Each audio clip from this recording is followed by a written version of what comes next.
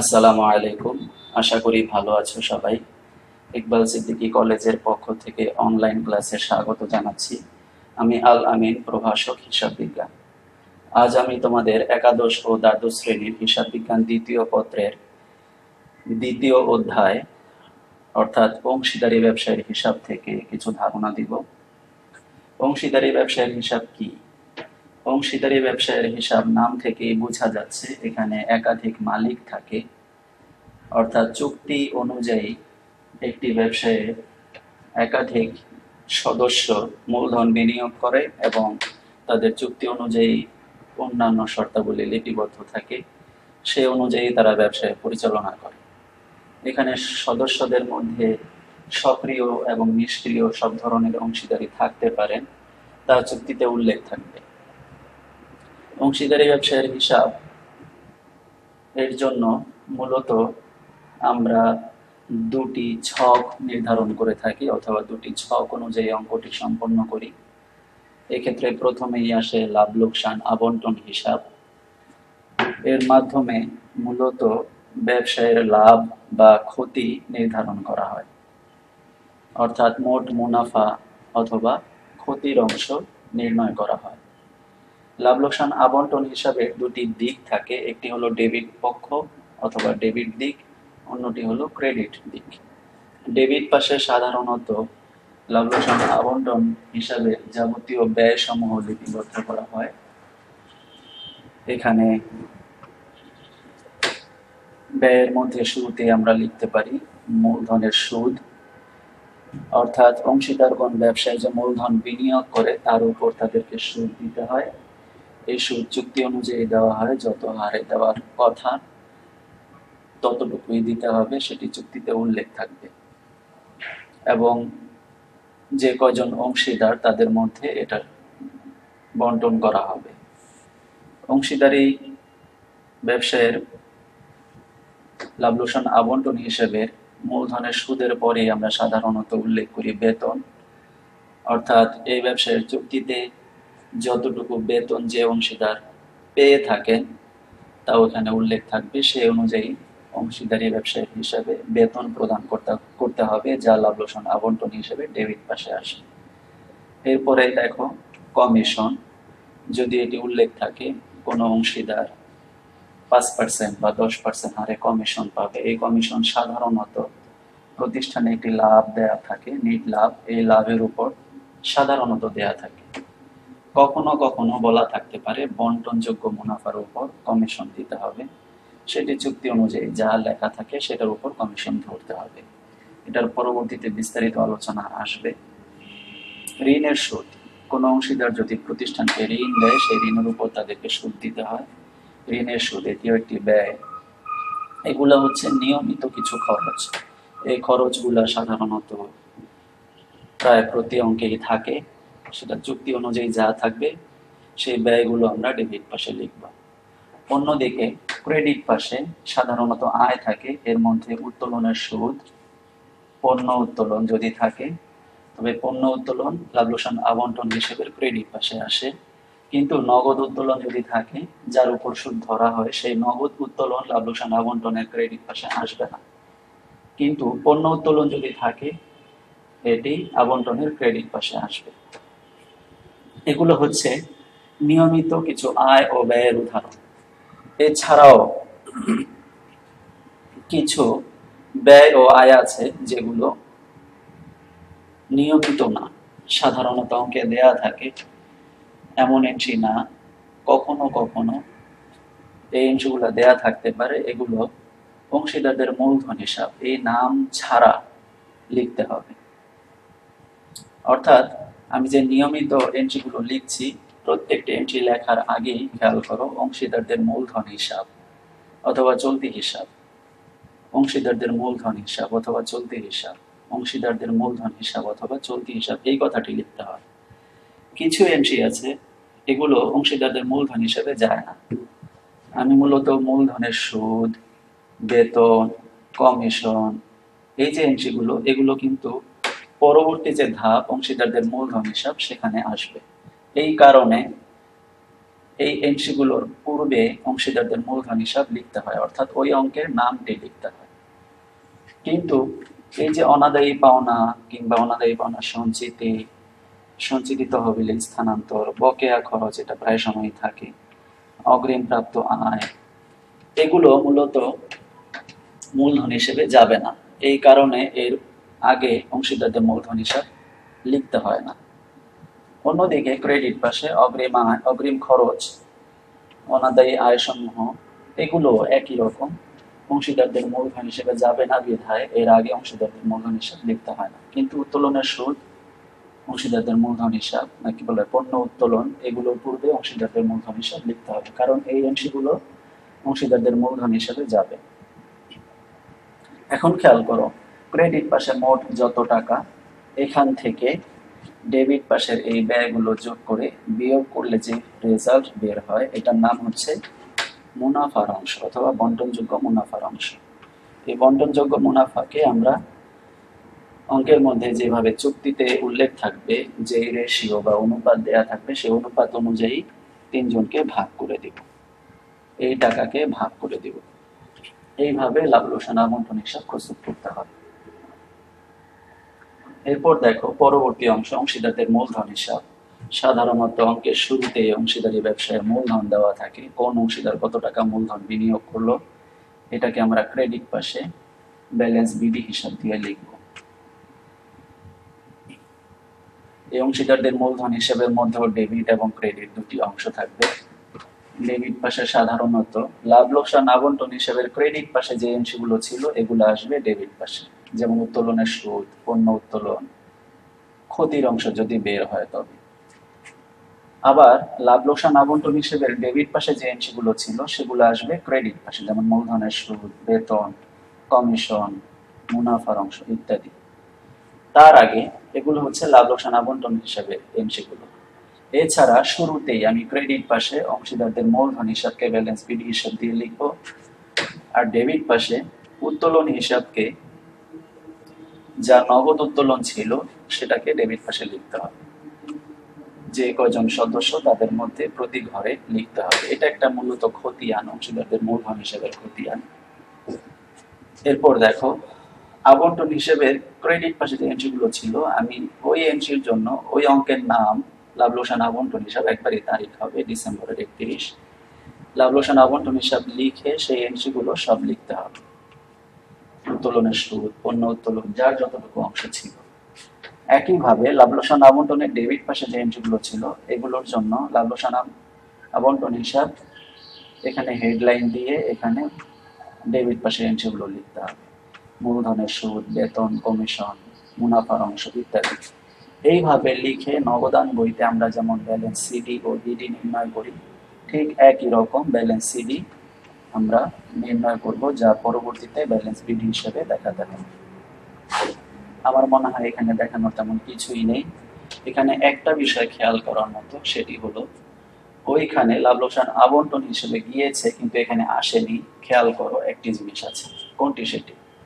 এটি হচ্ছে ঋণের সুদ। ঋণের সুদ সাধারণত মূলধন হিসেবে আসবে না, কারণ ঋণ আলাদা একটি দায়। এই কারণে ঋণ হিসাব নামে আলাদা একটি ঘর করতে হয়। যদি অঙ্কে উল্লেখ থাকে ঋণ হিসাব তৈরি করো, তবে আমরা লিখব। সাধারণত ঋণ কিংবা ঋণের সুদ কোনোটি মূলধন হিসেবে আসবে না। খেয়াল করো এখানে ঋণ কিংবা ঋণের সুদ নেই, কারণ এটি ঋণ হিসেবের মধ্যে আলাদা যাবে। ঋণ হিসাবটি তবে কেমন হবে? অংশীদারদের ঋণ হিসাব একই রকম, এটিও একটি খতিয়ান, ডেবিট পাশ ক্রেডিট পাশ থাকবে। সাধারণত যত টাকা ঋণ প্রতিষ্ঠান গ্রহণ করে একজন অংশীদারের কাছ থেকে, সেটাকে নগদান হিসাব দিয়ে লিখতে হয়। যেই তারিখে ঋণ আনবে ওই তারিখ লিখতে হবে, নগদান হিসাব বা ব্যাংক হিসাব দিয়ে লিখতে হবে যতটুকু ঋণ গ্রহণ করা হয়েছে অতটুকু অংশ। আর লাভ লোকসান আবন্টন হিসেবের মধ্যে সাধারণত ঋণের সুদ দিয়েছিলাম আমরা, সেই ঋণের সুদ এখানে আসবে। এই ঋণ আর ঋণের সুদ দুটি মিলে এখানেও ব্যালেন্স সিডি আর বিডি নির্ণয় করবে। এই হচ্ছে আমাদের এই অঙ্কের মূল থিম। এখানে কিছু জটিল বিষয় থাকে যেটিকে আমরা একটু বিস্তারিত আলোচনা করতে চাই। দেখো সাধারণত মূলধনের সুদের মধ্যে পার্সেন্ট দেয়া থাকে, ধরো একটি অঙ্কের মধ্যে 10% মূলধনের সুদ আছে। এখন কোন টাকার উপর মূলধনের সুদ ধরব? সাধারণত কিছু বলা না থাকলে আমরা প্রারম্ভিক মূলধনের উপর সুদ ধরি। উদাহরণস্বরূপ ক, খ ও গ তিনজন অংশীদার। তারা মূলধন এনেছিল 1 লক্ষ, 2 লক্ষ এবং অন্যজন 3 লক্ষ টাকা। এখন এই মূলধনের উপর আমরা সুদ ধরব। যেহেতু 10% দেয়া আছে, আমরা মূলধনের সুদ ধরলে 10% করলে কতটুকু হয়? মূলধনের সুদ হবে 10,000, 20,000 এবং 30,000। পার্সেন্ট করলে তাই হয়। কিন্তু অঙ্কে যদি কখনো বলা থাকে অতিরিক্ত মূলধন আনা হয়েছিল, অতিরিক্ত মূলধন কে এনেছিল? উদাহরণস্বরূপ আমি বললাম গ এই অতিরিক্ত মূলধন এনেছিল। গ কত এনেছিল? ধরলাম আমি 1 লক্ষ টাকা সে অতিরিক্ত মূলধন এনেছিল। কখন? 1 জুলাই। এই 1 জুলাই তারিখে অতিরিক্ত মূলধন এনেছিল কত টাকা? 1 লক্ষ টাকা। এটা কার অংশ? গ এর অংশ। যখন আমরা মূলধনের সুদ ধরব, ক ঠিক থাকবে, অর্থাৎ প্রারম্ভিক মূলধনের উপর 10,000 টাকা। খ ঠিক আছে 20,000 টাকা। কিন্তু গ, তখন এই প্রারম্ভিক মূলধনের উপর 30,000 প্লাস অতিরিক্ত মূলধন যে আনা হলো তার উপরও সুদ ধরতে হবে। যদি বলা থাকে মূলধনের সুদ ধরতে হবে, অন্য কিছু বলা নেই। কিন্তু যদি বলা থাকে প্রারম্ভিক মূলধনের উপর সুদ ধরতে হবে, তখন শুধুমাত্র এই 30,000 এটা ঠিক আছে।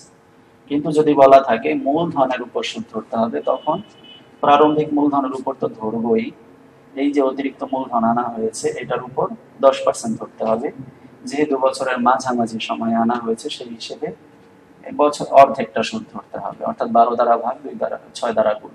এই ক্ষেত্রে 1 লক্ষের 10% 10,000 টাকা এবং 6 মাসের করলে হয় 5,000 টাকা।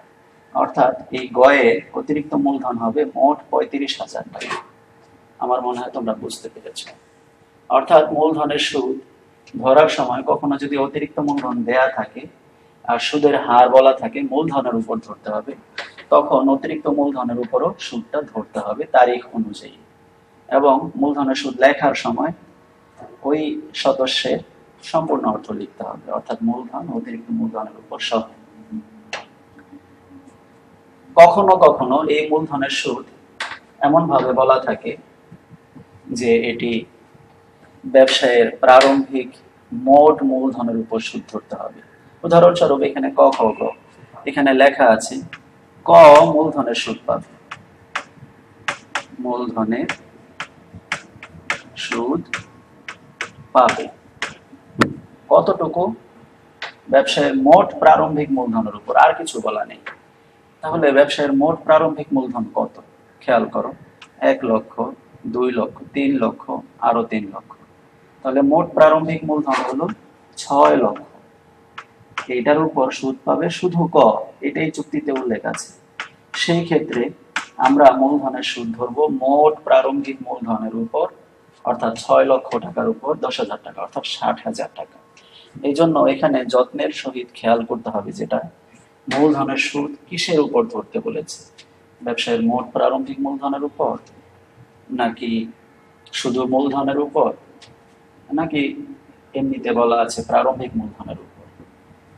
যেভাবে বলবে সেভাবে সুদ ধরতে হবে। গেল মূলধনের সুদ। এখন আসো উত্তোলনের সুদ। এই উত্তোলনের সুদ নিয়ে অনেকের মনের মধ্যে অনেক জটিলতা কাজ করে, কিন্তু বিষয়টা একেবারে সোজা।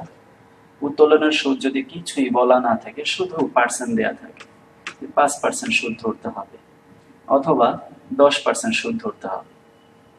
ধরলাম আমি 10% সুদ ধরতে হবে কার উপর? উত্তোলনের উপর। এখন কোন অঙ্কের মধ্যে ধরি 2 জন অংশীদার ক ও খ। এখন কিছুই বলা নেই, শুধু বলা আছে ক খ উত্তোলন করেছিল বছরে, সারা বছর উত্তোলন পরিমাণ দেয়া আছে 10,000 আর ক্ষয়ের দেয়া আছে 8,000। তাহলে আমরা উত্তোলনের সুদ কিভাবে ধরবো?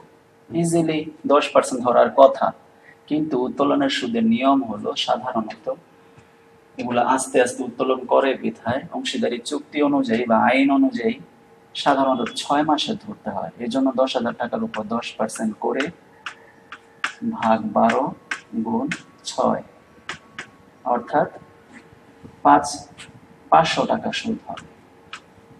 10,000-এর 10% 1,000, 6 মাসে ধরলে হয় 500 টাকা।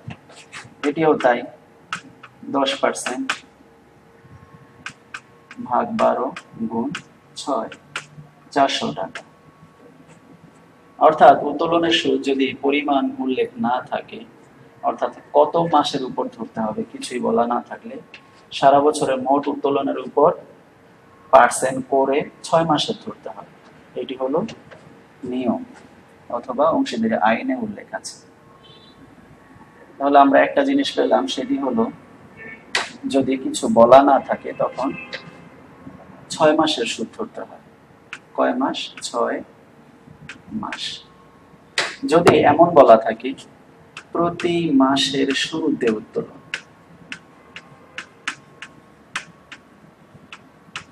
প্রতি মাসের শুরুতে উত্তোলন কত টাকা করে? ধরি 1,000 টাকা করে। তার মানে কি, আমার সারা বছর উত্তোলন হলো 12,000, যেহেতু প্রতি মাসে উত্তোলন করা হয়েছে, কিন্তু বিষয়টা হলো প্রতি মাসের শুরুতে। যদি প্রতি মাসের শুরুতে উত্তোলন করে তখন আমরা সুদ ধরবো 6.5 মাসে, অর্থাৎ 6.5 দ্বারা গুণ করব। কাকে? এই 1,000 টাকাকে পার্সেন্ট করে বের করতে হবে, অর্থাৎ 1,000 গুণ 10%, এটাকে গুণ 6.5, অর্থাৎ 1,000-এর 10% করলে 100 টাকা, 6.5 দ্বারা গুণ করলে 650 টাকা। এটা হলো প্রতি মাসের শুরুতে উত্তোলন করলে। একইভাবে প্রতি মাসের মাঝামাঝি উত্তোলন করলে,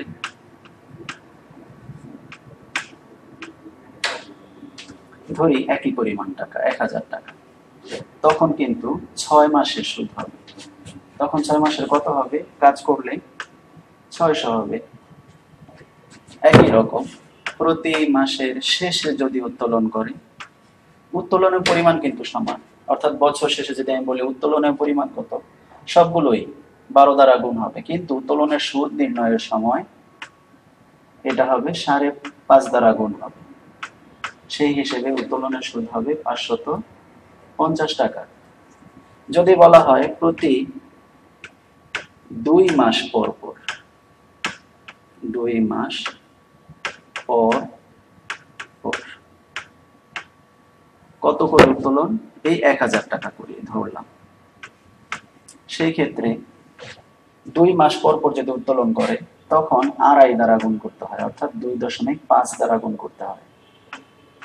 তখন আমরা সুদ ধরব এই 1,000 টাকার উপর গুণ 10%, এটাকে গুণ 2.5, অর্থাৎ 250 টাকা। 250। আবার কিন্তু খেয়াল করতে হবে, এখানে উত্তোলনের পরিমাণ যদি বলে 2 মাস পর পর উত্তোলন করলে তখন কিন্তু আর 12 দ্বারা গুণ হবে না, গুণ হবে 6 দ্বারা। 2 মাস পর পর উত্তোলন করলে বছরে মোট 6 বার উত্তোলন করতে পারবে, এই জন্য 6 দ্বারা গুণ হবে। প্রতি 3 মাস পর পর যদি উত্তোলন করে তখন 1.5 দ্বারা গুণ হবে, অর্থাৎ উত্তোলনের সুদ হবে 150। প্রতি 4 মাস পর পর যদি উত্তোলন করে তখন 1 দ্বারা গুণ হবে, অথবা গুণ না করলেও চলবে, সুদের পরিমাণ হবে 100 টাকা। এই নিয়ম অনুযায়ী আমরা উত্তোলনের সুদ নির্ধারণ করব। দেখো, ঋণের সুদ। ঋণের সুদ সাধারণত প্রশ্নে যদি বলাই থাকে এত পার্সেন্ট ঋণের সুদ ধরতে হবে, তবে ওই পার্সেন্ট অনুযায়ী তারিখ অনুযায়ী সুদ ধরতে হবে। উদাহরণস্বরূপ বলা আছে 10% ঋণের সুদ ধরতে হবে। 1 লক্ষ টাকা ঋণ আনা হয়েছিল কখন? বছরের মাঝামাঝি সময়, 1 জুলাই।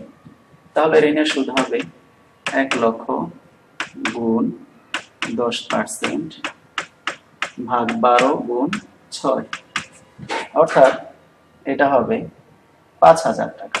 10% করলে 10,000, 6 মাসের ধরলে 5,000 টাকা। কিন্তু যদি সুদের হার উল্লেখ না থাকে, এই ঋণের সুদের ব্যাপারে মনোযোগ দিয়ে খেয়াল করো, অংশীদারি চুক্তির আইন অনুযায়ী সুদের হার যদি উল্লেখ নাও থাকে তাও 6% ধরতে হবে।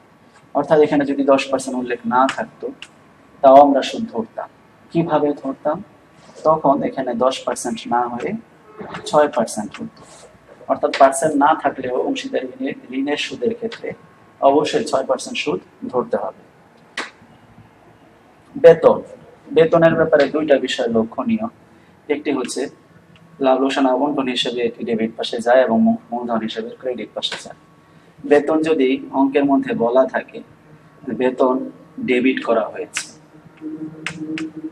ডেবিট করা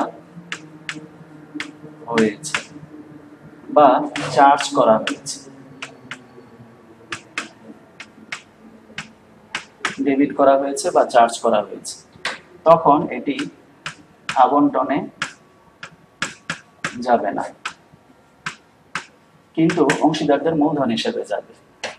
আবার যদি এমন বলা থাকে বেতন গ্রহণ করা হয়েছে বা উত্তোলন করা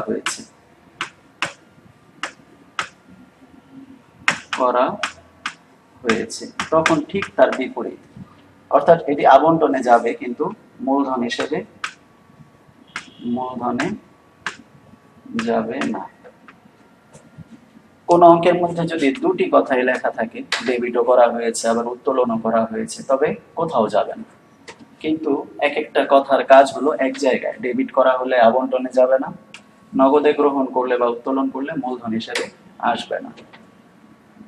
কমিশন, এটা আমি আগেও বলেছি, এটা পার্সেন্ট উল্লেখ থাকলে সেই পার্সেন্ট অনুযায়ী ধরতে হবে। সাধারণত আমরা অঙ্কে যে একটা নিট লাভ দেয়া থাকে এই লাভের উপর ধরতে হবে, নিট লাভের উপর। কিন্তু যদি বলা থাকে বন্টনযোগ্য মুনাফার উপর ধরতে হবে তখন আমরা যে মুনাফার অংশটা বের করি তার উপর পার্সেন্ট করতে হবে। তফাৎ হলো কখনো যদি বলা থাকে পূর্ববর্তী মুনাফার উপর, আরেকটা হলো পরবর্তী মুনাফার উপর।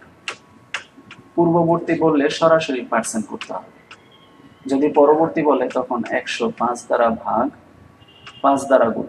যদি 10% বলা থাকতো 110 দ্বারা ভাগ 10 দ্বারা গুণ। যদি 15% বলা থাকতো 115 দ্বারা ভাগ 15 দ্বারা গুণ। এই নিয়মে সুদ কমিশনটা বের করতে হবে।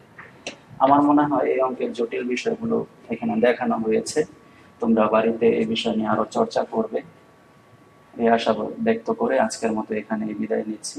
ধন্যবাদ সবাই।